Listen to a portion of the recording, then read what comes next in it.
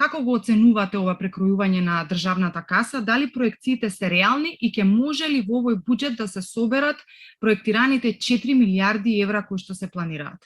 Сите користат одредени предпоставки за проектирање на јавните приходи и расходи, а тие предпоставки се прилично тешки со сигурност да се утврдат, имајќи во предвид дека е многу неблагодарно сега или сосема екзактно да ја планираме и инфлацијата и планираната стапка на економски раст, а секако нели и обемот на јавни приходи кои ќе се реализира. Така да останува да се надеваме дека се блиску нели во проекциите со она што актуелно ќе се случи на теренот. Вака со основните бројки кои што ги има, дали овој буџет е развоен и ќе помогне за некое придвижување на домашната економија?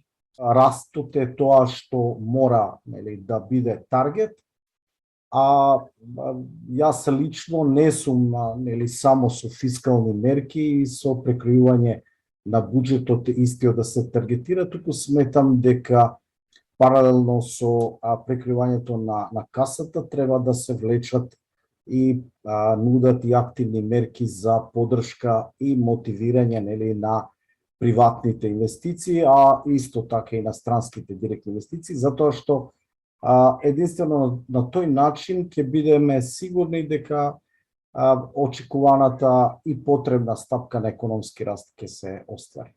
Имаме дополнителни 80 милиони евра за развој на, тоест задржување на ликвидноста на фирмите и зачувување на животниот стандард на граѓаните. Доволни ли се овие средства и каде треба да бидат насочени? Дали повторно како помош кон граѓаните, што ги викаме ние како мерки за справување со поскапувањето на производите, или пак повеќе да се насочиме сега кон стопанството? Се поголем е бројот на вработените кои не земале плата за изминатиот месец во Македонија. Мислам дека управата за јавни приходи објави бројка околу 100.000, покажуваат дека веќе компаниите се соочуваат со неликвидност, а добар дел веќе и затвараат. Тоа е нели податок кој говори дека проблемите во економската област само се продлабочуваат. Од тука обемот на мерки, односно овој фискален пакет кој се предвидува, тешко дека ќе ги задоволи потребите на сите.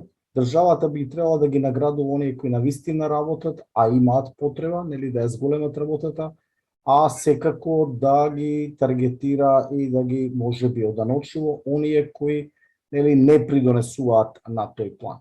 Од тука сметам дека е време да се подразмисли за промена на можеби моделот за водење на економија. Значи повеќе да има за стопанството, затоа што тоа е тоа што генерира економски раст и нови работни места. Така е, стопанството секогаш мора да биде нели во центарот и особено да се обезбеди поддршка на оние компании кои се пропулзивни и кои генерираат работни места, повисок раст, а особено важно постигнување на повисок извоз. Скратено е околу 200 милиони од непродуктивните трошоци. Дали требаше повеќе да се штеди, а помалку да се планира задолжување?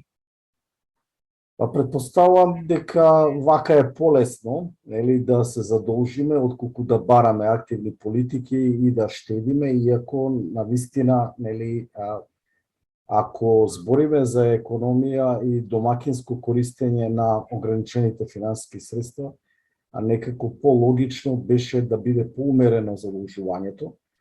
На овој начин сметам дека е полесно да се води, нели, фискалната политика, меѓутоа на долг рок се креираат поголеми долгови и се доведува во прашање фискалната одржливост.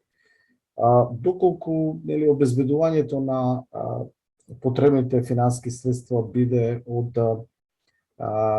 меѓународни финансиски извори, се споменува и ММФ, тоа секако ја наметнува обврската државата да ги следи параметрите кои ќе бидат зададени, а тоа ќе значи веќе во следните години поголеми рестрикции во буџетските расходи, со што нели сепак сметката ќе стигне до сите даночни корисници, дали пред порано или покасно, меѓутоа ќе биде испорачана